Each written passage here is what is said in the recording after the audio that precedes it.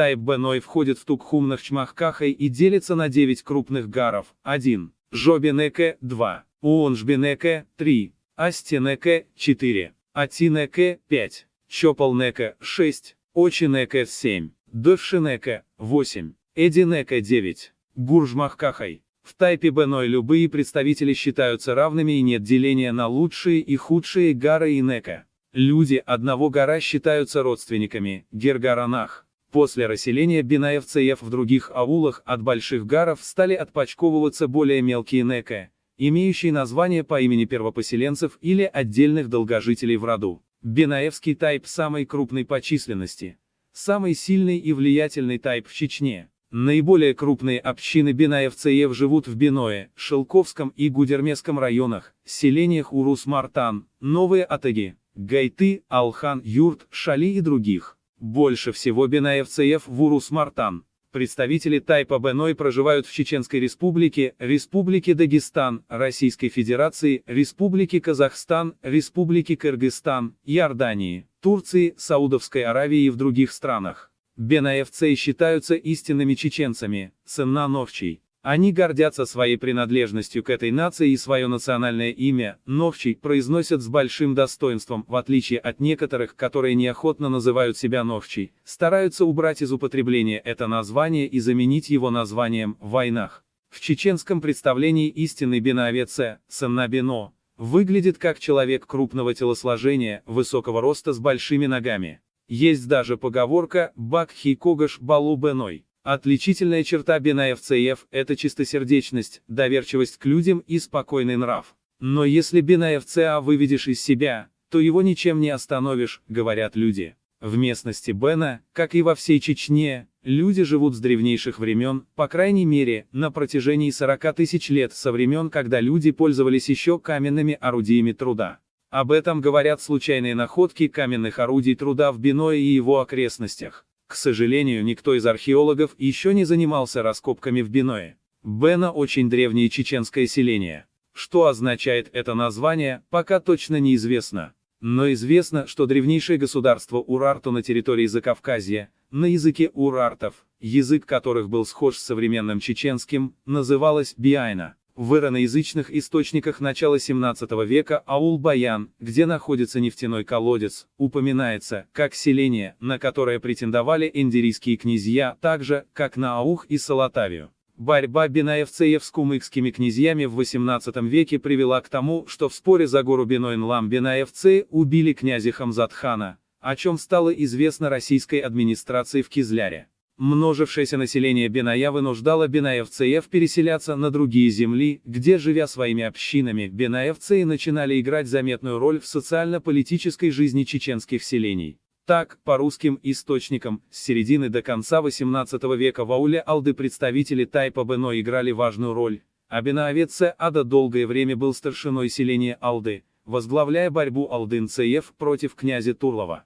Кроме того, некоторые бинаевцы, переселявшиеся от малоземелья или по причине кровной мести на другие земли, смешивались с другими народами, основывая среди них новые фамилии. Так, по преданиям, андийцы происходят от бинаевцев. Некоторые кумыки говорят о том, что их предки происходили из Биная. Потомки бинаевцев есть среди ингушей, Ахильговы, Сейцкиевы и часть Джамбулатовых, и среди казаков. По данным бинаевских типтаров, жители селения Беной одними из первых в Горной Чечне приняли ислам. По крайней мере, один из бинаевских предков, Хурсул, живший в середине 16 века, уже считался мусульманином. Бинаевцы активно участвовали в распространении ислама в Нахчмохке. Историка Берже в своей книге «Чечня и чеченцы» называет тайп Беной среди коренных чеченских дворянских узденских фамилий. Бинаевцы, как самое крупное по численности племя в чеченском народе, долгое время играли ведущую роль в общественно-политической жизни Чечни. Особенно видную роль бинаевцы сыграли в столетней русско-чеченской войне, 18-середины 19 веков. После закрепления царских войск на плоскости Чечни и перенесения в 20-х годах 19 века крепостей на реку Сунжу, центр сопротивления чеченцев переходит в горы непокорного, Нахчмахка, Ичкерии. Русские источники называют ичкеринцев Нахчмахкахой самым сильным и воинственным чеченским племенем. Базой и эпицентром всех политических движений стал самый центр земли Ичкеринцев, главный их аул Беной. О том, что этот аул был главным селением Ичкеринахчмахка, говорили многие русские историки XIX века. Только заручаясь поддержкой бенаевцев, начинали свои движения в Ичкерии и во всей Чечне имамы и полководцы. Бенаевцы поддержали имама Гази Мухаммеда. После разгрома 500 казаков в конном бою под Гудермесом мюриды захватили 2 пушки, и те 2 пушки доставили в селение Беной. В 1832 году армия барона Розена прошла огнем и мечом по Чечне. Тогда был сожжен и Беной. Но не прошло много времени, как непокорный Беной наиболее содействовал замыслам Ташев-Хаджи, нового имама Чечни. В сентябре 1839 года после своего поражения в Ахульго имам Шамиль с 7 мюридами, всеми преследуемый и гонимый, уходит в Чечню к своим друзьям. В гостеприимном селении Даттах он проводит 3 дня. Секретарь Шамиля писал: затем мюриды пошли и остановились в селении Беной. Бенаевцы оказали им гостеприимство и большое уважение. Бенаевце, кунак Шамиля, приходил даже в Даттах, чтобы лично принять его как гостя, писал секретарь. Бенаевцы и их лидеры Баршкхин Байсунгур, Бойсагар и Салумгирин Салтамурат, дав клятву на верность имаму Шамилю, самоотверженно отдавали свои жизни в Газавате за свободу и независимость Чечни. Именно в то время родилась поговорка о том, что когда непреодолимо наседали враги, то изнуренные воины просили у Аллаха: «Вави зан дело, биноин орце алолах», а великий Боже, дай в помощь бенаевское войско. Считалось, что распалившегося бенаевца и пушкой не остановишь, чуравала биной окха топтахча, эсаце аллурваце. Бенаевские отряды проявили свой героизм в русско-чеченской войне, в Ичкерийском 1842 год и Даргинском 1845 год разгроме царских армий, в походе на Грузию 1854 год и других. А Наиб Беная Байсангур, потеряв в боях 1 глаз, руку и ногу, продолжал борьбу с врагом. В боях прославились Мазун, помощник Наиба, Беная и друг Байсангура, Салумгирин Салтамурат, начальники сотен, Рамзин Ада, Баршкхин Бира, Мусхин Жапар, Емазан Телбиш, Хухан Арп и многие другие известные и неизвестные воины. Некоторые бенаевцы, несмотря на огромные потери, лишения и страдания, до конца остались верными своей присяге и идее независимости Чечни. 13 мая 1859 года вся Чечня была завоевана, а старшины всех чеченских селений изъявили царскому военному командованию свою покорность. Не покорились только бенаевские аулы. Сюда в бенаевские леса стянулись и другие чеченцы, не желавшие покоряться врагу.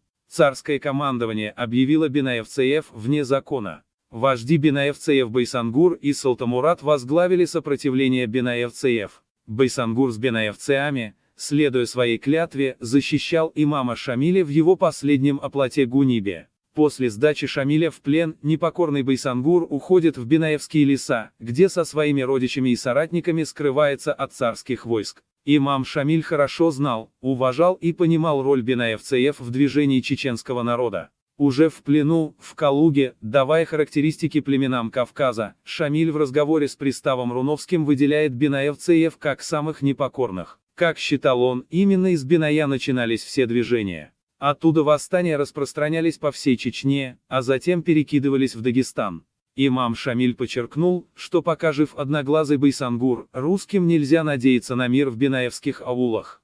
Царские власти начали выселение некоторых бенаевцев из их аулов. Полковник Алибек с царским войском пытался захватить Байсангура, но когда бенаевцы отказались его выдать, то начал готовить новое поголовное выселение. В мае 1860 года бенаевцы подняли восстание. Во главе его стали Байсангур и Салтамурат. Их поддержали на Аргуне Ума Адуев из Зумса и Кади Атабай Атаев. Имамом Чечни был избран Байсангур. К июлю восстание охватило почти всю Ичкерию. К чеченцам присоединились некоторые аулы аварцев и кумыков. Чеченцы нанесли царским отрядам ряд поражений. Но русские стянули большие воинские силы во главе с генералом Мусой Кундуховым. Используя численное, техническое превосходство, а также предательство богатых чеченцев, царские войска подавили в конце января 1861 года это восстание. 15 аулов Ичкерии было уничтожено. Беной был также сожжен. В середине февраля имам Байсангур со своими 2 сыновьями,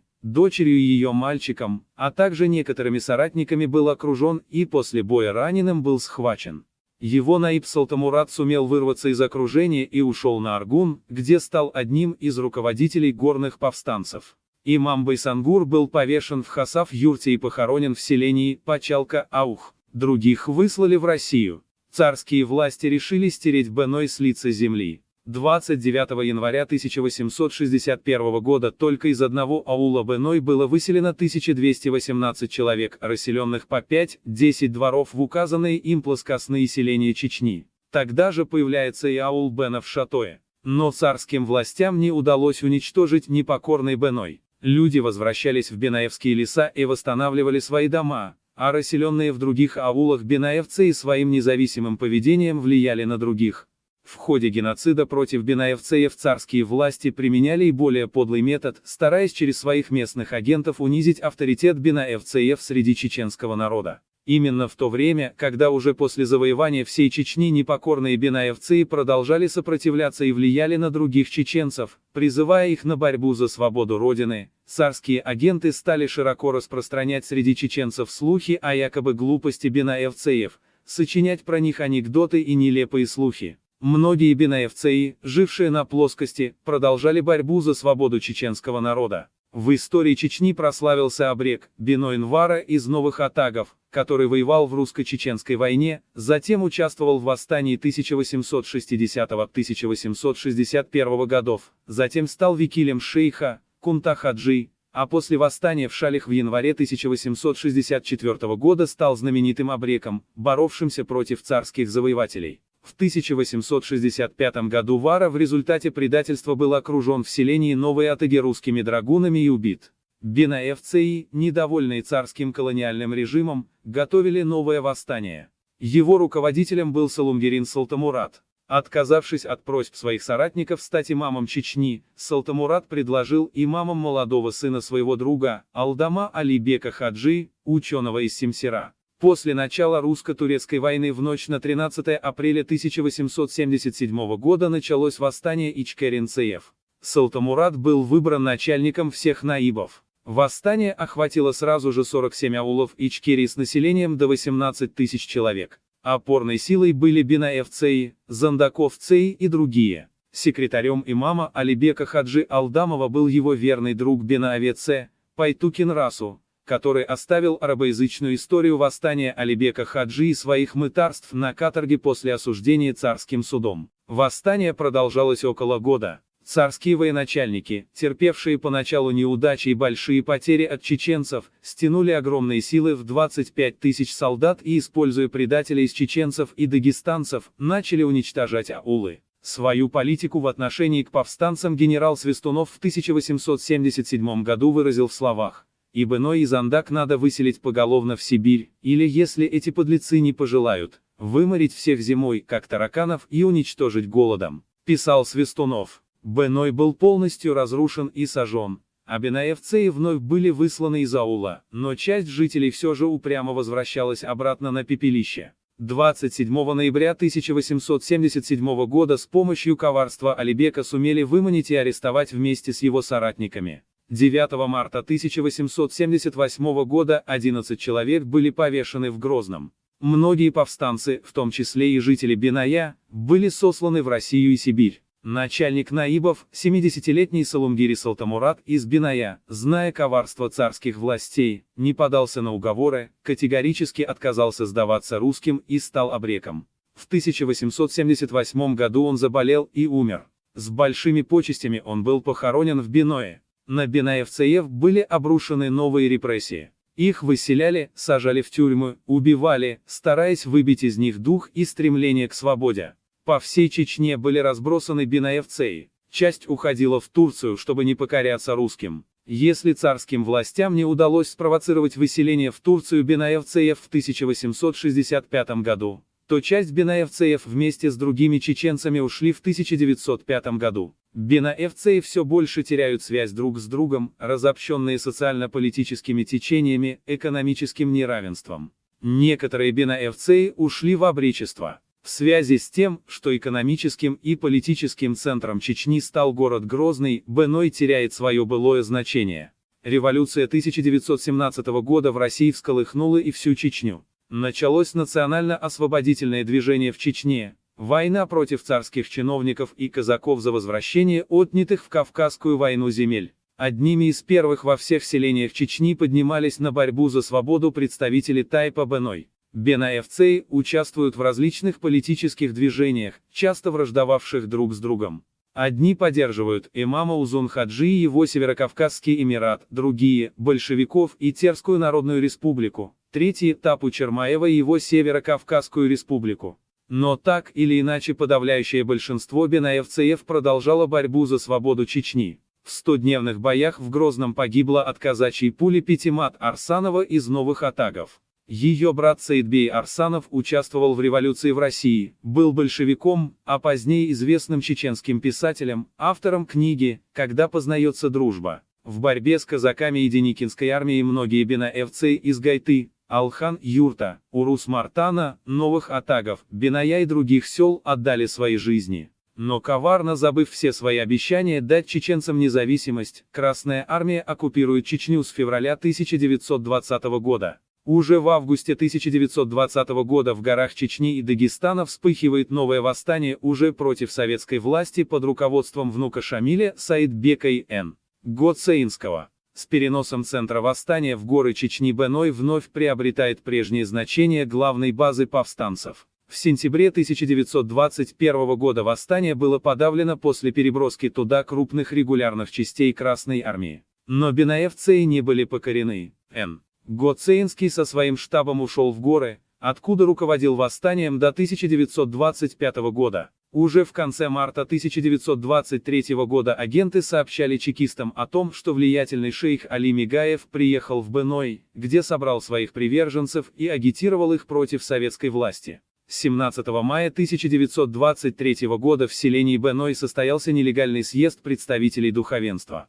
С речью к собравшимся обратился Нажмуддин Гоцеинский. Он призвал их объединиться для скорейшего вооруженного выступления в целях достижения полной независимости. В конце марта 1924 года Али Митаев с братом Умаром и единомышленниками был арестован и казнен в ростовской тюрьме. Но восстание уже нельзя было удержать. Горная Чечня вновь была охвачена восстанием под руководством имама Н. Гоцеинского. В 1925 году после кровопролитных боев восстание было подавлено, а Н. Гоцеинский взят в плен. Разгромив повстанцев, арестовав и выслав руководителей и влиятельных лиц, проведя разоружение чеченцев, советская власть приступила ко всеобщей коллективизации и раскулачиванию в 1928-1929 году. Вся Чечня восстала вновь в декабре 1929 года. Центры восстания были в Гойтах, руководители Ахмад Мулла и Нуриев, центры восстания были в Шали, руководитель Шита Истамулов, и центры восстания были в Биное, руководители Ярычи Хаджас. Восставшие, писал Авторханов, заняли все сельские и районные учреждения, сожгли казенные архивы, арестовали районное начальство, в том числе и шефов ГПО, в Биное захватили еще и нефтяные промыслы, учредили временную народную власть. Писал Авторханов. Эта временная власть обратилась к советскому правительству с требованием: 1. Прекратить незаконную конфискацию крестьянских имуществ под видом коллективизации. 2. Прекратить произвольные аресты крестьян, женщин и детей под видом ликвидации кулачества. 3. Отозвать из всех районов Чечни начальников ГПО, назначив на их место выборных гражданских чинов из самих чеченцев с правом преследования лишь уголовных элементов. 4. Ликвидировать назначенные сверху народные суды и восстановить институт шариатских судов, предусмотренных учредительным съездом Горской Советской Республики 1921 года во Владикавказе. 5. Прекратить вмешательство краевых и центральных властей во внутренние дела Чеченской автономной области. А всякие хозяйственно-политические мероприятия по Чечне проводить только по решению Чеченского съезда выборных представителей, как это предусмотрено в статусе автономии. Московское правительство, признав на словах справедливость требований восставших, согласилось удовлетворить их, когда повстанцы прекратят войну. Но советская власть вновь обманула чеченцев, попытавшись арестовать руководителя восстания, Шиту Истамулова. Шита призвал всех чеченцев к Газавату за восстановление имамата Шамиля и изгнание неверных с Кавказа. Вновь восстали Шали, Гайты и Беной. К середине декабря 1929 года к границам Чечни были стянуты огромные силы, более 5 дивизий. К середине января 1930 года Гайты и Шали были взяты с огромными потерями. Шита отступил в Ичкерию. В конце марта 1930 года командующий Красной армией Белов получил свежие силы из Закавказья и развернул большое горное наступление с задачей овладеть последним пунктом повстанцев Беной. После двухмесячных тяжелых боев и больших жертв в апреле 1930 года Белов вошел в Беной, но в ауле не застал ни одного жителя. Все жители, включая женщин и детей, эвакуировались дальше в горные трущобы. Белов послал к повстанцам парламентеров с предложением почетного мира. Всем, кто добровольно возвращался обратно в аул со сдачей оружия, объявлялась амнистия. Но повстанцы отказались покориться, заявив, что они вернутся в свои аулы только тогда, когда Белов уйдет со своими войсками. Не добившись покорности силой, советское правительство изменило тактику и пошло на временные уступки, отозвав войска, отменив колхозы и совхозы в Чечне, завезя в Чечню огромное количество промышленных товаров по очень низким ценам и объявив амнистию повстанцам, в том числе и их вождям. Но к осени 1931 года, когда чекистами был коварно убит Шита Истамулов, ГПУ начало большую операцию по ликвидации кула ЦК контрреволюционных элементов и муллско-националистических идеологов. Было арестовано 35 тысяч человек, большей частью расстрелянных в тюрьмах и умерших в ссылках и лагерях. Среди них много было бенаевцев. В конце февраля и начале марта 1932 года в Бенаевском хуторе, Стерч-Керчи-ауле, Шуане, было решено поднять новое восстание под руководством имама, Моцу Салтамурадова. 19 марта 1932 года в селениях Веной и Стерч-Керч началось вооруженное восстание, охватившее многие селения Нажай-Юртовского района. Но дивизион войск АГПУ, командир А. Козлов и эскадрон милиции, командир Д. П. Мурзабеков в ходе боев разгромили восставших. А. Козлов погиб, тяжело был ранен Мурзабеков, убит политрук КАФ эскадрона милиции Х. Мочнгов. В мае 1932 года повстанцы Моцу были окружены и уничтожены. Сам Моцу попал в плен. Чекисты жестоко расправились с восставшими. На хуторе Стерч-Керч чекист-палач Мазак Ушаев с помощью воинских частей расстрелял на месте десятки бенаевцев, многие были арестованы. Осенью 1932 года прошли новые массовые аресты по Гудермесскому и Нажай-Юртовскому районам. В общей сложности по делу Чеченского националистического центра было арестовано до 3000 человек. Многие из них погибли. Непокорных бенаевцев, как и всех чеченцев, подвергали ежегодным чисткам, репрессируя лучших представителей. Некоторые успевали уходить в леса и горы, становясь абреками и ведя непримиримую вооруженную борьбу против советских колонизаторов. Советская власть терроризировала местных жителей, запугивала и уничтожала всех, кто мог сделать хотя бы намек на несогласие с существующими порядками. В 1937 году были репрессированы талантливые чеченские писатели бенаевцы С. Арсанов из Новых Атагов и С. Бадуев из Урус-Мартана. В 1943 году советские чекистские войска из ЧССР и Дагестанская ССР провели новую кровавую операцию в Бенаевском хуторе, Ломкорце, внезапно напав на мирных жителей и расстреляв под видом расправы с бандитами всех захваченных мужчин. Это была подготовка к массовому выселению чеченцев с Кавказа. В результате выселения бенаевцы разделили трагическую судьбу всего чеченского народа. Погибла половина всех людей. Некоторые другие погибли в войне с Германией. После возвращения чеченцев на родину в 1957 году бенаевцы буквально с боем возвращаются в Беной и другие селения. Восстанавливают дома, поле, сады, учатся, работают, несмотря на тяжелейшую дискриминацию со стороны шовинистических властей ЧССР. Из бенаевцев появляются учителя, врачи, историки, филологи, журналисты, рабочие, военные, артисты и другие. В республике известны художники: Иса Исаев, Харан Исаев, форматор по художественной скульптуре, Дока Джабраилов из Урус-Мартана, кандидат юридических наук и философ, Адам Дудаев из Новых Атагов, кандидат исторических наук, Шахрудин Гапуров из Биная, оперный певец, Мовсар Минцаев из Бени-Юртана Теречного района, актер театра, Али Майер Султанов из Урус-Мартана, военный летчик, Хайрудин Висангариев из Биная,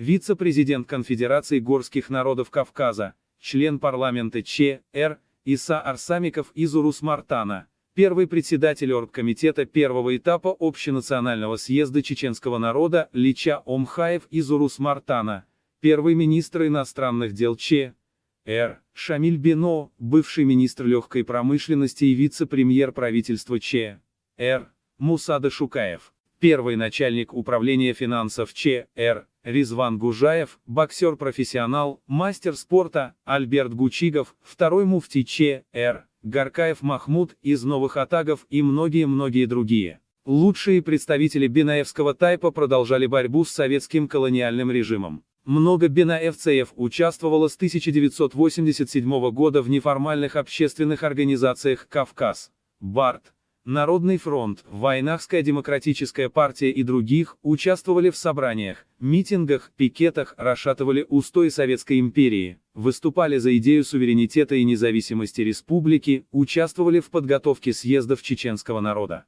Приход в город Грозный 6 сентября 1991 года большого отряда бенаевцев из Урус-Мартана положил последнюю точку в полуторамесячном митинге, требовавшем свержения Верховного Совета ЧАССР и его председателя Д. Завгаева. В этот день последовал штурм и падение коммунистического режима. Большинство бенаевцев, как и их предки, встали на защиту независимости Чеченской Республики 8 ноября 1991 года и во время пророссийского путча 31 марта 1992 года. Двое погибших при защите телевидения гвардейцев были жители Беная Дауд Решидов и Ибрагим Темчиев. Много бенаевцев проявили героизм во время войны в Абхазии. 4 июня 1993 года бенаевцы вновь выступили на защиту независимости Чечни. Во время штурма городского собрания погиб Минкаил Борзев из Беная, несколько бенаевцев было ранено. В тот же день трагически погиб национальный герой Чечни, член парламента Иса Арсамиков.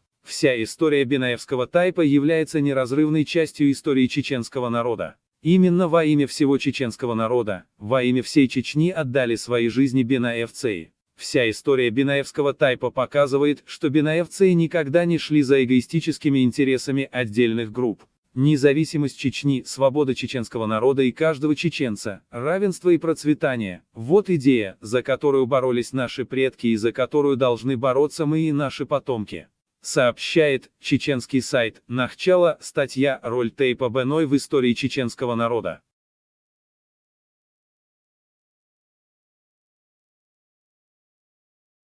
Чеченский сайт сообщает, Байсангур Бенаевский, знаменитый чеченский полководец XIX века, наиб имама Шамиля. Активный участник Большой Кавказской войны 1817-1864 годов. Национальный герой чеченского народа. Байсангур Бенаевский родился в Бенаевском селении, Лемкорце в 1794 году в семье Баршки, основателя бенаевского рода Эдинека. Байсангур получил образование у известного ученого-арабиста, Мухаммада Центараевского. На тропу освободительной борьбы он вышел в начале 20-х годов XIX века под знаменами военно-политического лидера Чечни, Бейбулата Таймиева. В 1831 году, после убийства Бейбулата, Байсангур стал сподвижником имама Гази Мухаммада и участвовал в боевых действиях под его руководством. После гибели Гази Мухаммада Байсангур присоединился к Ташу Хаджи Саисановскому. В 1832 году последовал разрушительный поход барона Розена в Чечню. Были сожжены десятки аулов. 18 августа в сражении у Гудермеса с полковником Волжинским Ташу Хаджи и Байсангуру удалось разгромить казаков и взять 2 трофейных орудия. Прославившийся своей отвагой за многие годы борьбы под знаменами Газавата, Байсангур прослыл «железным человеком». Таш-Адам, так звал его Шамиль, Ш.А. Гапуров и Х.С. Умхаев сообщают о нем следующее: Байсангур Бенаевский был человеком необычайной храбрости, мужества и стойкости. Он продолжал борьбу даже после того, как потерял в боях одну руку, ногу и глаз. Сообщают Ш.А. Гапуров и Х.С. Умхаев. После излечения, уже в 1849 году, Байсангур снова влился в ряды повстанцев. Правда, уже в качестве наиба Шамиля. Байсангур до конца жизни оставался верен идеалам освободительной борьбы. Он не был корыстолюбив, не использовал свою должность для обогащения, никогда не злоупотреблял своими полномочиями. С начала 50-х годов XIX века, когда Шамиль стал терпеть одно поражение за другим, Байсангур Бенаевский до конца оставался верен имаму.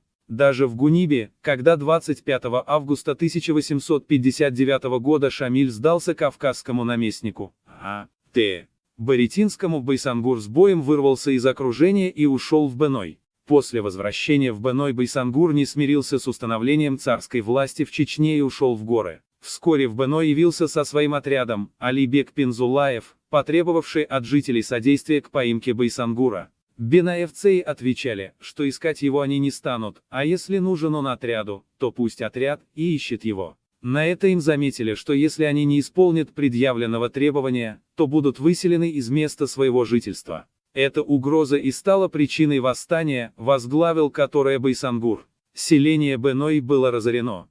Его жители во главе с Байсангуром разошлись по горам, составив отряд, который едва ли будет скоро возможно уничтожить, как отметил майор Муравьев.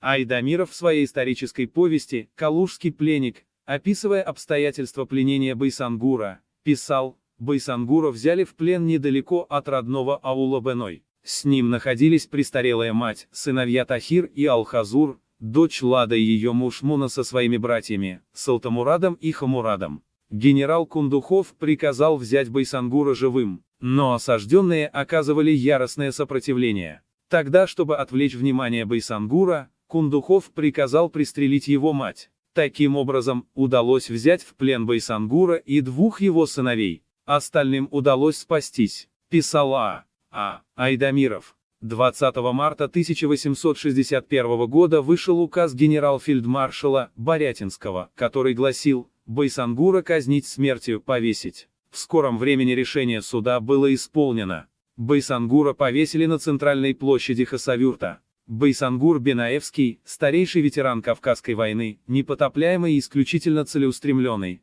начав свой путь борца в годы правления Бей-Булата Таймиева в качестве сподвижника и общинного предводителя, пережив его и правление 3 имамов, а также Ташу Хаджи, расплатившись за право пронести знамя Газавата и вести освободительную борьбу на протяжении почти 40 лет телесными увечьями, дожил до 1861 года, чтобы завершить свой путь смертью народного предводителя, национального героя и примера непоколебимого духа воина. Ссылка, сайт, Грозный информ. Статья «Байсангур Бенаевский. Человек необычайной храбрости, мужества и стойкости». Хотелось бы здесь добавить и то, что в имамате Шамиле помимо чеченцев было также много адыгов, аварцев, осетин и даже было немало русских, вставших на сторону горцев. На сегодня в Турции и других странах проживают выселенные из Кавказа целые диаспоры адыгов, чеченцев, осетин и других. Это потомки тех, кто воевал против царских войск. То есть там были представители разных народов. Многие осетины встали также на сторону имамата, но, как видно, были и те, кто был на стороне царских войск.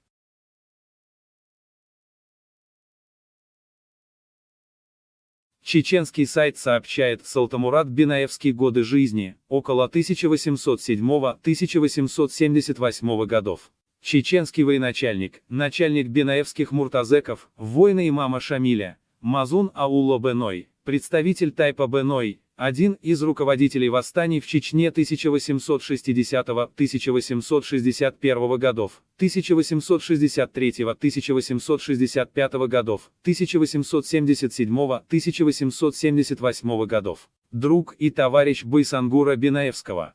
Салтамурад в Беное пользовался не меньшим влиянием и авторитетом, чем Байсангур. С 8 мая 1860 года руководил совместно с Байсангуром Бенаевским восстанием в Ичкерии. В 1842 году участвовал в знаменитом Ичкеринском сражении. В этом сражении огромную роль в разгроме царского отряда сыграли бенаевские ополченцы во главе с Байсангуром и Салтамурадом. В конце мая 1854 года во главе бенаевского отряда муртазеков Салтамурад принял участие в походе на Грузию, откуда вернулся с тяжелым чувством, недовольный тем, что чеченцам пришлось участвовать в пленении в Цинандале женщин и детей из имения князей Чевчевадзе. Салтамурад с презрением и отвращением смотрел на учиненный в Грузии грабеж. Он был воин, защищающий свободу Отечества, а не мародер, богатеющий за счет войны. Свое недовольство Салтамурад высказал открыто сыну Шамиля, Гази Мухаммеду, командовавшему походом. После пленения Шамиля в 1859 году Салтамурат вместе с Байсангуром и непокорными бенаевцами продолжали борьбу, в которую постепенно включались и другие районы Чечни. Борьба эта, то затухая, то разгораясь вновь, продолжалась до 1878 года. В декабре 1861 года, во время Аргунского восстания, раненый Салтамурат попал в плен, но сумел бежать. Вернувшись домой, он ушел в Бенаевские леса. После подавления царскими войсками чеченского восстания в марте 1878 года бывший главнокомандующий повстанческой армией, 70-летний Салтамурат, вместе с Наибом Сулейманом из Цейн-Тароя скрывался в Бенаевских лесах, с ними были и их семьи. 70-летний Салтамурат, живший в нелегких условиях в лесу, зимой сильно заболел. Родные отвезли его в селение Мелчки, поближе к целебным водам. Здесь он и скончался в 1878 году. По преданию, спешно прибывший царский отряд окружил Мелчхи и Стесу. Уважив славу мужественного чеченца, царский генерал приказал положить тело Салтамурада на могилу святого Асандра, где продержал его 3 суток. Затем наместник разрешил его похоронить. Родные отвезли Салтамурада в Беной, где похоронили с большими почестями. Через 3 года было найдено письменное завещание Салтамурада, где он просил похоронить его на фамильном кладбище. Тело Салтамурада вырыли и перезахоронили на том кладбище, которое он указал, на повороте от Бенаяв, Гуржин-Мохк. Такова была славная судьба несгибаемого борца за свободу Чечни, Салтамурада Бенаевского. Ссылка, сайт, Грозный информ. Статья «Салтамурат Бенаевский, один из великих героев чеченского народа».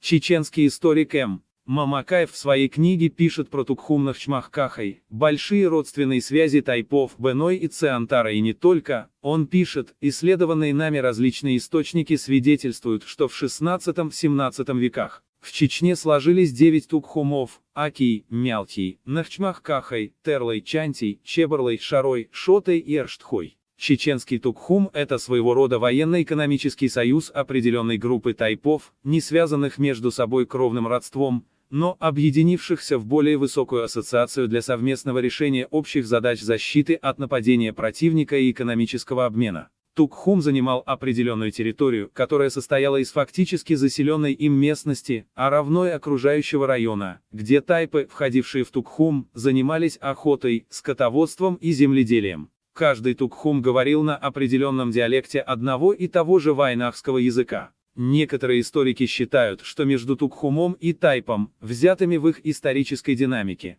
нет никакой разницы, кроме количественной, что как Тукхум, так и тайп могут в определенной последовательности выполнять функции рода и фратрии, то есть союза родов. Хотя Тукхум и означает в переводе «семя», яйцо, говоря о внутренней структуре его, необходимо подчеркнуть, что эта организация в представлении чеченцев никогда не рисовалась как группа кровнородственных семей, а представляет собой союз родов, объединившихся во фратрию по своему территориальному и диалектологическому единству. Следует отметить, что закон кровной мести был правилом внутри чеченского Тукхума и Варандоевице. Убивший, например, Вашандароевца, члена своего же Тукхума, Шуотой, не мог рассчитывать уже на пощаду со стороны своих же варандоевцев. Брак между членами чеченского Тукхума также не воспрещался, что говорит об отсутствии среди членов Тукхума кровного родства. Чеченский Тукхум, в отличие от рода, не имел официального главы, равно как и своего военачальника, Ячечеа.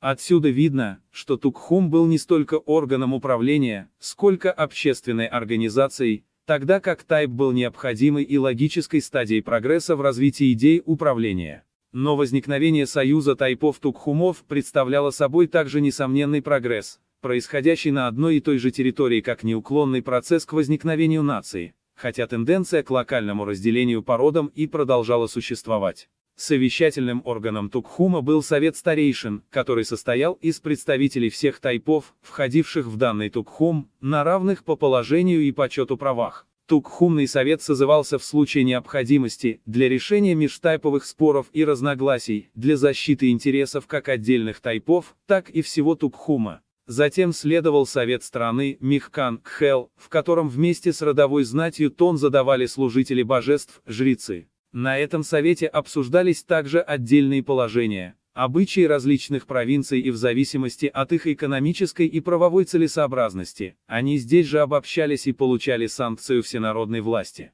Тукхумный совет имел право объявлять войну и заключать мир, вести переговоры с помощью своих и чужих послов, заключать союзы и порывать их. Вот почему еще надо полагать, что понятия Тукхум и Тайп далеко не идентичны. Следовательно, Тукхум, как показывает и сам термин, не кровнородственный союз, а всего-навсего братство и представляет собой естественное образование, выросшее из организации. Это союз или ассоциация нескольких тайпов одного и того же племени, сложившиеся для определенных целей. Но в Чечне есть и союзы кровнородственных родов, образовавшиеся путем сегментации одного начального рода, как, например, Чантийцей и Терлоевцей. В состав Терлоевцеев входят такие кровнородственные группы, именующие себя гарами, иногда и родами, как Бешни, Бавлой, Жирахой, Канахой, Матсе-Архой, Никарой, Ошней, Санахой, Шундей, Элтпархой и другие. Из 135 тайпов, составлявших чеченское общество в середине XIX века, 3/4 были объединены в 9 фратриях-союзах. Объединялись и в кровнородственные союзы. Так, например, Борзой, Бугарой, Хилдехарой и другие. Были в Чечне и такие тайпы, которые не входили в Тукхумы и жили самостоятельно. Такие, например, как Зурзакхой, Майстой, Пишхой, Садой и так далее. Дела Тукхума, как мы уже писали, решались советом старейшин, созываемым им по мере необходимости. Но Тукхум как орган не имел каких-либо функций управления, принадлежавших тайпу, хотя он и был облачен в общей социальной системе определенными полезными полномочиями в связи с необходимостью какой-либо организации, большей, чем тайп. Таким образом, договорившись между собой разрешать мирным путем взаимные споры и помогать друг другу в обороне и нападении на противника, тайпы объединялись в Тукхумы прежде всего по территориальным признакам. Так, например, Нахчмахкойцеи занимали территорию Восточной Чечни, Бена, Сесана, Шела и частично Ведено. Надо полагать, что Нахчмахкойцеи, составившие основное ядро чеченцев, первыми поселились и в районе Аксая, Мичигая вдоль реки Терека. Характерно отметить здесь и такую деталь, что Нахчмахкойцеи своей древней родиной считают Нашхой, местечко в районе Галанчожа, хотя с незапамятных времен живут на территории своего нынешнего поселения. Отдельные тайпы из этого Тукхума, например, Беной и Цейнтарой, настолько сильно увеличились, что давно уже забыли о своем первоначальном кровном родстве. Брак между бенаевцами и цейнтароевцами давно стал обычным явлением. Выйдя за пределы своей древней земли, представители этих тайпов уже, по крайней мере, с XVI века, стали расселяться по другим районам современной Чечни. Трудно найти в наше время населенный пункт, где бы не было представителя, например, бенаевцеев. Таким образом, по мере своего увеличения тот или иной тайп в свою очередь расчленялся на несколько родов, и гары прежнего рода в этом случае становились самостоятельными родами, а первоначальный род продолжал существовать уже как Тукхум, союз родов. Есть в Чечне и такие тайпы, которые в силу тех или иных исторических обстоятельств не входили ни в какие Тукхумы, жили и развивались самостоятельно. Эти тайпы образовались как из аборигенов данного края, так и из пришлых лиц. Поэтому следует считать тайп той основной ячейкой, откуда любой чеченец исчисляет свои первоначальные кровнородственные отношения и связи по отцовской линии. Место, где также обсуждались вопросы общечеченского адата, была и гора Кхета-Шкорта, возле аула Сейнтарой. И так далее пишет чеченский историк М. Мамакаев. Источник, книга М. Мамакаев. Чеченский тайп в период его разложения. Как видно, Мамакаев приводит интересные данные про очень близкие родственные связи в прошлом бенаевцеев и цейнтароевцев, чеченских тайпов, Бено и Цеантарой.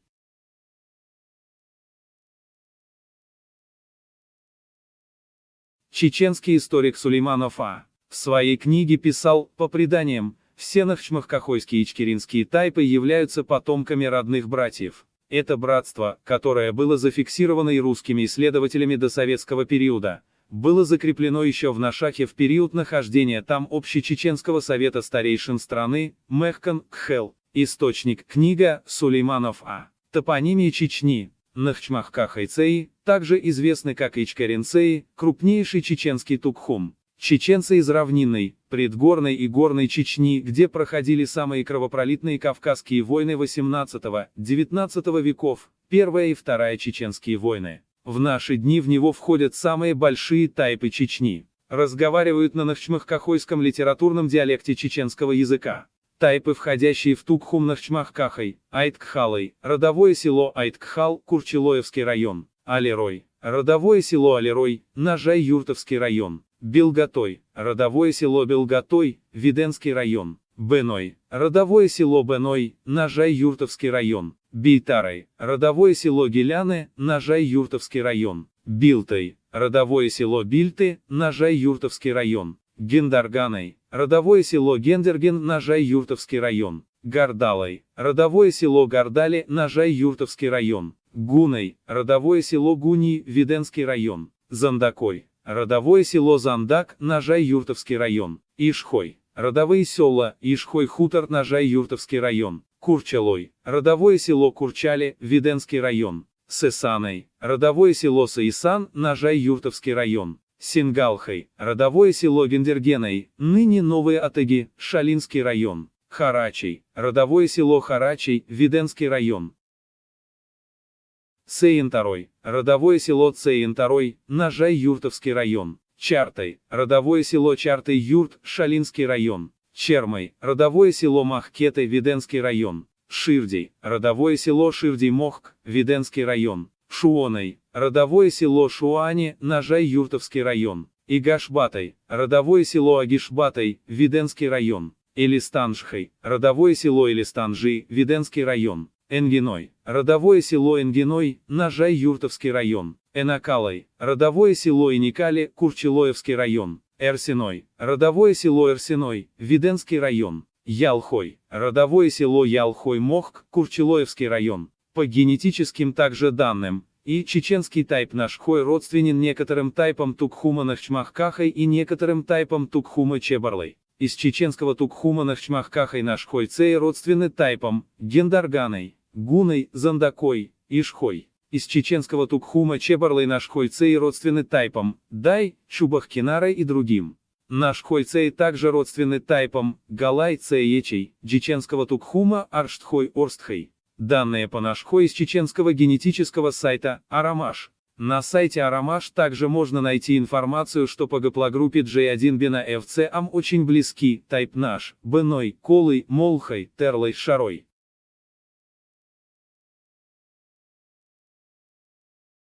Наибольшее родство у бенаевцев с чеченским тайпом Терлой, их общий предок жил около 1800 лет назад. Давайте немного рассмотрим историю тайпа Терлой. Чеченский историк Лича Ильясов в своей книге пишет про род Терлой не только следующее: согласно типтарам семейной хроники, хранившихся у предков Ахмеда Сулейманова до февраля 1944 года, после крушения Аланской области Сим-Сим в войне с Тимуром, цари приближенные отступили на запад с большим караваном, нагруженным оружием и казной. Они дошли до реки Аргун и на левом берегу его, на высоком мысе, заложили мощное башенное укрепление. Остатки этого укрепления сохранились до наших дней под названием Кирда-Бавнаш. Потомки царя пытались утвердиться здесь, назначив князьями своих вельмож Бирик-Бичу и Элди-Талата, которые сразу же начали междоусобную войну. Царь и его сын Бара не сумели укрепиться здесь, восстановить прежнюю власть и вместе со своим войском ушли частью в Китай, частью в Японию. Хотя в археологическом плане эти места совершенно не исследованы, есть основания предположить в этом предании историческое ядро. По всей видимости, жители селений Терла и Мохк в большинстве своем являются потомками аланахоязычных жителей равнины, пришедших в эти места после полного уничтожения войсками Тимура городов и поселений Алании, основным и наиболее активным этносом которой были нахи-чеченцы. Продвижение жителей равнины в горные районы в эпоху войн с монголо-татарами и особенно с Тимуром прослеживается и по археологическим материалам, прежде всего, по уровню развития архитектуры. Башенные строения Терла и Мохк являются вершиной чеченского народного зодчества. Боевые башни с пирамидально-ступенчатой кровлей и сводчатым потолком на уровне второго этажа. пятиэтажные жилые башни, арочные проемы с замковым камнем, культовые памятники, селения, построенные и расположенные по всем законам фортификации, все это говорит о том, что архитектура в этом районе Горной Чечни в период Средневековья достигла наивысшего развития. Но в отличие от восточных районов ущелья Дора, Какады, здесь не сохранились архаичные постройки, которые являлись бы свидетельством преемственности древних местных архитектурных традиций. Это может объясняться тем, что мигрировавшее сюда аланское-нахское население уже обладало развитой техникой строительства и высоким мастерством. Позднее строители башен из Никороя, Бовлая, Ошни стали известными мастерами и воздвигали башни не только в Чечне, но и по всему Северному Кавказу. Об аланском происхождении терлайцеев может свидетельствовать и информация об использовании жителями этих районов древнегреческого письма, что в этой части Кавказа было свойственно прежде всего аланам. В частности, о надписи, выполненной древнегреческими буквами на стене склепа, расположенного у укрепления Кирт-Бавнаш, писал в XIX веке русский исследователь М.А. Иванов. И, конечно же, информация об этом сохранилась, хотя и в искаженном виде, в народных преданиях и в топонимике. К примеру, местные жители называли склеп у укрепления Кирт-Бавнаш Береган-Бичин-Малх-Каш, склеп Бирик-Бичи. При этом сюжетная композиция из петроглифов в маисте аналогична пиктографической надписи на боевой башне у селения Шунди в Терлае. Боевые башни и поселение Элда, предание связывает с именем аланского феодала Элди Талата, который, согласно Типтарам, был придворным аланского царя, так же как и Бирик-Бич, владелец укрепления Кирт-Бавнаш. Они находились в состоянии постоянной вражды, которая закончилась лишь после смерти обоих. Предания о миграции равнинных нахов, Алан, в высокогорье сохранились и в других районах Горной Чечни, в Терлае, Мелхисте, Шарое. Дополнительным аргументом в подтверждение этих преданий могут служить прямые аналогии чеченским петроглифам в знаках Тамгах Сарматов и Алан. Как мы уже говорили выше, петроглифы характерны для всей территории Горной Чечни, где сохранились средневековые постройки. И количество их, так же как и стилистическое разнообразие, зависит не от района и не от близости к другим регионам Кавказа, Грузии, Дагестану, а от степени сохранности древних построек. Петроглифы, имеющие аналогии в древнейших археологических культурах Передней Азии и Европы, сохранились во всех исторических областях Горной Чечни. И даже в Ичкерии, где из-за отсутствия камня не было каменных построек, мы обнаруживаем те же, но только стилизованные символы на надмогильных камнях, чуртах. После гибели аланского государства на равнине колыбелью современного чеченского этноса стала Горная Чечня. Согласно чеченским преданиям, в этот период столица чеченцев находилась в Нашке, в окрестностях высокогорного озера Галанчош. Отсюда вышли все коренные чеченские тейпы и расселились на восток и север, от Ичкерии до берегов Сунжи и Терека. Согласно древним источникам, культ солнца и огня был главным в религиозной идеологии Алан. Этноним Алан можно возвести к чеченскому слову Аллоу, пламя, жар, солнечный жар. Алланы – дети огня или солнечного пламени, что может также характеризовать их воинственный характер, о котором писали многие древние авторы. Источник – книга Лича Ильясов. Петроглифы Чечни. Терлоевские горы ветви. Арстхай, Барай, Басхай, Башни, Бортхай, Гиесхай, Гимрай, Гашхой, Гуорой, Дехчарой, Желшхай, Итхой, Кхенхай, Кхаричурой, Никархай, Моцеарой, Оти, Ошни, Пиежи, Пиежбасарой, Сенхой, Хорсипхарой, Шунди, Эдпхарой. Вот такая информация есть о тайпе Терлай, у которого вместе с тайпом Беной по генетическим показателям был общий предок, который жил около 1800 лет назад. Давайте заодно немного рассмотрим ингушские тайпы Махлой-Махлой, Мухлой и Колой-Кулой, с которыми в родстве состоят бенаевцы. Тайп Махлой включает в себя более 14 ингушских фамилий. Тайп происходит из древнего башенного комплекса Горной Ингушетии, Мухали. Включает фамилии Махлоевы, Мухлоевы, Дударовы, Бузуртановы, Бзейтовы, Нагоевы, Авсажевы, Антошкиевы, Ильясовы, Дриевы, Альзиевы, Хутиевы, Аматхановы, Марзабековы. Знаменитый представитель тайпа Махлой Асланбек Шатоевич Дударов. Тайп входит в Цеаринский шахар. Тайп также родственен по ингушским преданиям Тайпам, Гандалой, Мужахой. Тайп Колой относится к Хамхинскому шахару и происходит из высокогорного аула Кели. К Колой относятся фамилии Калоевы. Родовым селом в горах является аул Кели на плоскости Чемульга. Расселены Калоевы в наше время по всей Ингушетии. Из рода Колой происходит ингушский генерал Р. Я. Калоев. История происхождения Тайпа своими корнями уходит в далекие средние века, в века так называемой Золотой Орды. Покинув дотла осажденный и сожженный город Магас, предводитель военизированной охраны города, Кило, ушел с оставшимися живыми бойцами, то есть защитниками города, двигаясь по территории нынешнего села Ангушт, так как этот путь самый близкий от равнины Ингушетии до горной Ингушетии, проходящий через Колы-Лаам-башня. Увидев преследование со стороны монголо-татарских войск, Кило устроил им засаду на возвышенностях ущелья и там же вступил в бой с передовыми отрядами Батухана, где захватчики понесли неоправданные потери среди личного состава. 7 дней проводили атаки монголы, но не смогли победить Килоя.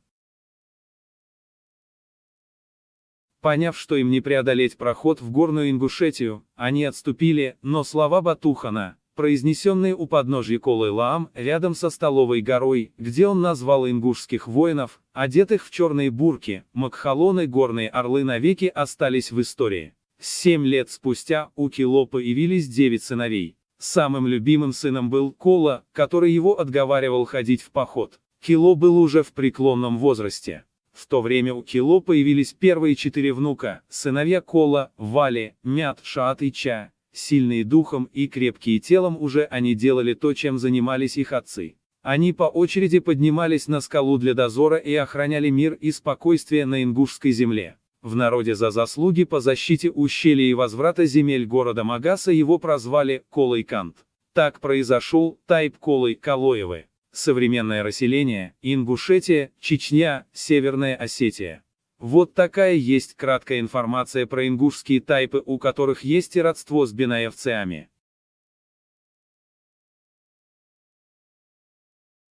Интересные данные про родство бенаевцев с чеченским тайпом Шарой из одноименного Тукхума, Шарой. Кстати, у шаройцеев есть предание, что от тайпа Шарой и произошли все остальные шаройцеи.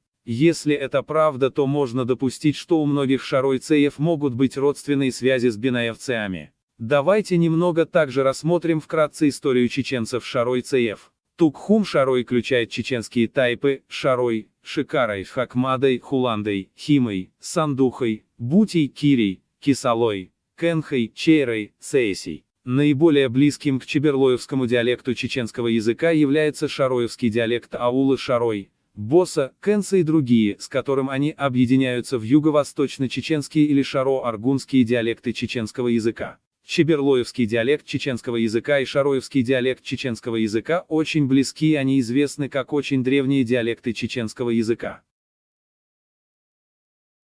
Чеченский историк Муслим Махмедгиревич Мурдалов в своей книге собрал про чеченцев-шаройцеев информацию от разных историков и свидетелей. Вот некоторое из них описание Шароя. 1901 год. Экскурсия в Нагорную Чечню и Западный Дагестан летом 1901 года. К. Ф. Ган. Устройством искусственных террас чеченцы стараются хоть немного увеличить площадь пашин. Во многих местах в горах чеченцы живут очень бедно, в тесных помещениях. Так, например, в ауле Шикарой на Шаро-Аргуне в 3-этажной башне живет целых 12 семейств. Странным может показаться тот факт, что во всей Чечне нет ремесленников, дома строят лезгины, называемые тут татарами. Бывает, что отдельные общества выписывают себе слесарей и кузнецов из Дагестана и содержат их на общий счет. Поэтому часто в чеченских обществах лезгинские ремесленники и муллы получают жалования. Вообще чеченец весьма ленив и всю почти работу предоставляет женщинам. На равнине, правда, мужчины также принимают участие в полевых работах, в горах же они проводят время в тунеядстве. Объясняют это тем, что они в прежние времена постоянно находились на войне, так что все хозяйство лежало на женщине. Но и теперь в мирную пору последние до того завалены разными работами, что у них не остается времени для изготовления сукон, ковров и так далее. Единственное занятие мужчин состоит в том, что они отвозят продукты земледелия и скотоводства на рынки в Грозный, Воздвиженское и Большой аул-Шали. Пишет историк К. Ф. Ган. Источник книга Муслим Махмедгиревич Мурдалов. Шарой. История Чечни. 15-21 век.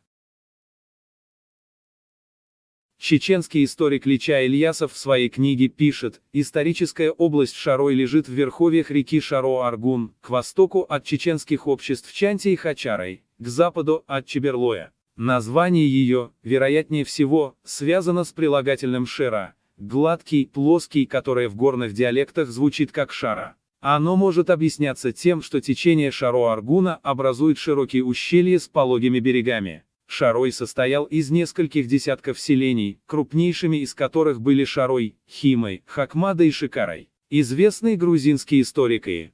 А. Джавакишвили связывал с топонимами Шарой, Шаро-Аргун этноним Сармат, который, по его мнению, звучал как Шармат. Но так как в греческом и латинском нет звука «ше», он был зафиксирован в античных источниках как Сармат. Селение Шарой представляло собой башенное поселение, состоявшее из 3 боевых и нескольких жилых башен, которые были расположены недалеко друг от друга, образуя неприступный заком. Промежутки между отдельными строениями защищались каменными стенами. По сути дела, это была настоящая средневековая крепость. Она находилась на перекрестке важнейших дорог и занимала возвышенность, которая имела стратегическое положение. Жители Шароя имели возможность контролировать дорогу из Закавказья и Дагестана в Аргунское ущелье, а также в Чеберло и Ичкерию. Из 3 боевых башен, сохранившихся до начала 20 века, сейчас осталась одна.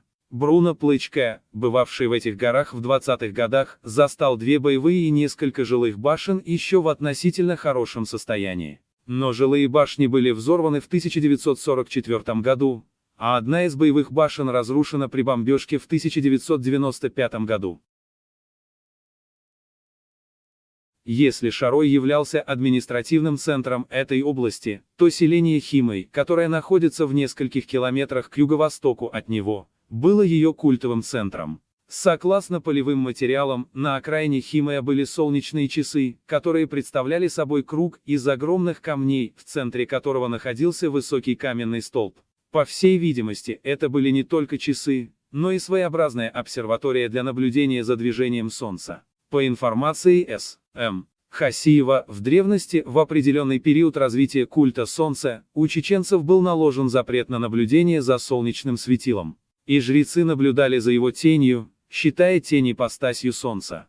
Подтверждением того, что Химой был культовым центром, может служить обилие петроглифов на сохранившихся средневековых постройках селения. Это и двойные спирали, и кресты, и круги. Но наиболее интересным является классическая свастика с прямоугольными концами. В таком виде она больше нигде на Кавказе не встречается, хотя в различных вариантах присутствует на стенах многих чеченских башен, в более древние времена на кабанской керамике, затем в виде тамги на гончарных изделиях алан. В средневековье почти все селения Шароя были башенными, то есть состояли из жилых и боевых башен. Многие из них, особенно боевые башни, были разрушены во время Кавказской войны, часть во время выселения чеченцев в 1944 году. Сегодня руины величественных каменных строений сохранились в селениях Шарой, Химой, Хакмадой, Шикарой. Современные дома с двускатными кровлями кажутся рядом с полуразрушенными каменными башенными постройками жилищами карликов.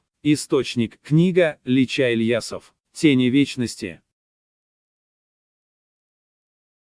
Кстати, интересно, от чеченского историка Адил Султанова есть информация, что шароевцы в древности считались акинцеами. Чеченский историк Адил Султанов пишет в своей книге, что шаройцы имеют отношение к акинцеам. Он пишет: одна из групп акинцеев из общества Пхарчхай, известная под названием Шарой, освоила в течение 16-17 века плоскостные земли в низовьях Терека, по линии современных дагестанских селений Хамаматюрт, Бабаюрт, Татаюрт, Шава и вплоть до реки Терек. В настоящее время от этой группы акинцеев почти никого не осталось. По свидетельствам старожилов, они были поголовно уничтожены царскими войсками, а остатки шаройцеев ассимилировались среди других акинских тайпов и кумыкских фамилий. Равнинные земли Бхарчхоев-ЦФ, освоенные отдельными акинскими группами, носили соответствующие названия: Шарой-Мохк, земля группы Шарой, Шабарлой-Мохк и Чантой-Мохк. В настоящее время в памяти Акин-ЦФ, преимущественно Бхарчхоев-ЦФ, эти названия сохраняются. Вплоть до конца XVIII века среди местного населения представители акинских групп Шарой и Шабарлой являлись профессиональными рисоводами. К сожалению, нам неизвестно количество выращиваемого ими риса. Однако примечательно высказывание местных старожилов о том, что шароевцы и шабарлойцы снабжали и вполне обеспечивали потребности всех акинцеев в названном продукте. Источник: книга Адил Султанов. Аки и акинцы в XVI-XVIII веках. Сайт: Чеченское государство, путь Ахмад Хаджи. Чеченская библиотека Пашкова романа. Вот такая есть краткая информация о Тукхуме Шарой, куда входит родственный Бинаев-Цеам и одноименный тайп Шарой. Мы также обнаружили некоторые осетинские фамилии в конкретно чеченской ветке Z1842, а также гаплогруппе J1 и маркере M267. К примеру, в чеченском ДНК-проекте Chechen Naukchi DNA Project есть гаплогруппа J1 с маркером M267, туда, к примеру, входят фамилии тайпов Терлей, Беной, Дишний, Гуной, Шарой, Вашандарой. Очень много там представителей Беной. Есть и фамилии, где указана конкретная ветка Z1842, туда входят по фамилии Стерлей, Гуной, Факарой, а в осетинском ДНК-проекте в таблице плюс с разбором от ученого-генетика Олега Балановского также есть осетинские фамилии в гаплогруппе J1, ветки Z1842 и маркере M267, они находятся в конкретно чеченской ветке Z1842, которая сугубо чеченская и которая также присутствует в чеченском ДНК-проекте у гаплогруппы J1. То есть у этих осетинских фамилий чеченские корни. Ссылка: Осишин, FTDNA, плюс, YSI, Q, плюс, Балановский, Google Docs.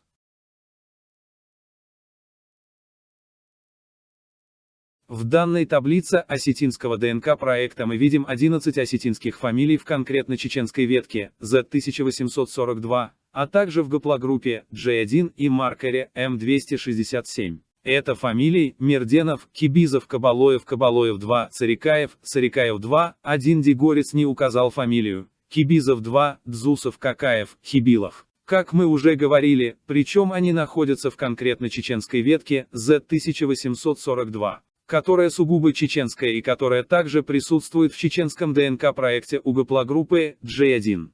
То есть у этих осетинских фамилий чеченские корни.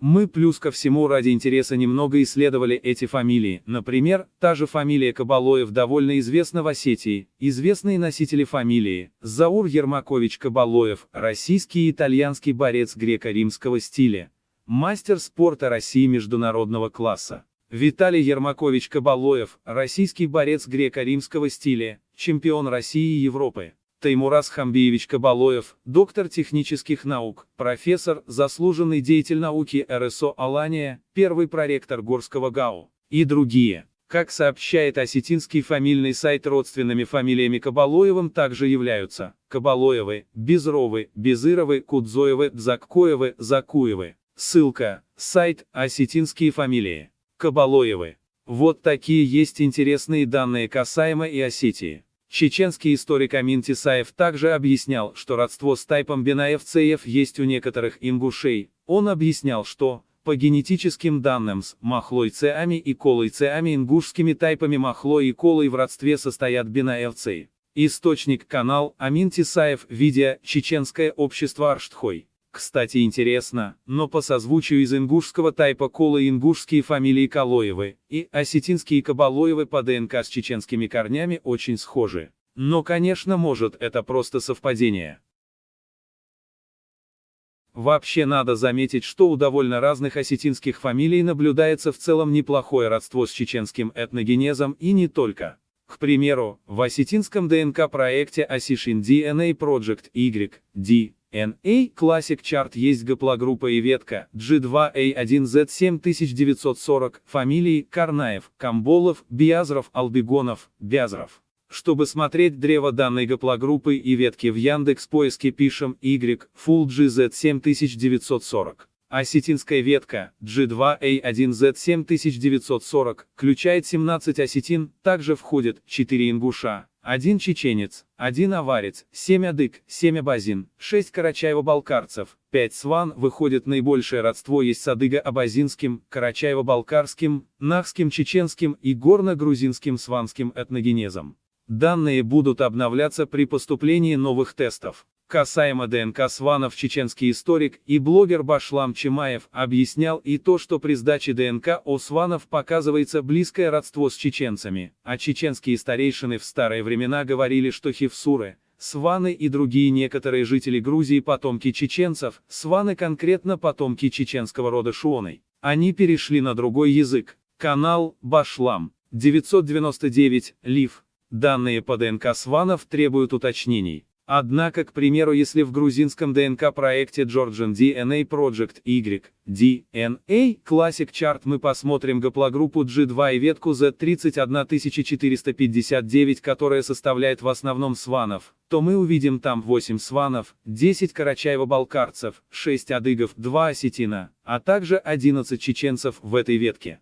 То есть касаемо этих сванов и этой ветки мы действительно видим большое родство с чеченцами у сванов. Древо данной ветки можно посмотреть, написав в Яндексе Y, Full GZ31459. Дальнейшие исследования покажут картину лучше. Касаемо бинаевцев также надо отметить, что не стоит забывать, что это один из самых больших чеченских тайпов, поэтому бинаевские корни могут быть у многих чеченцев и ингушей.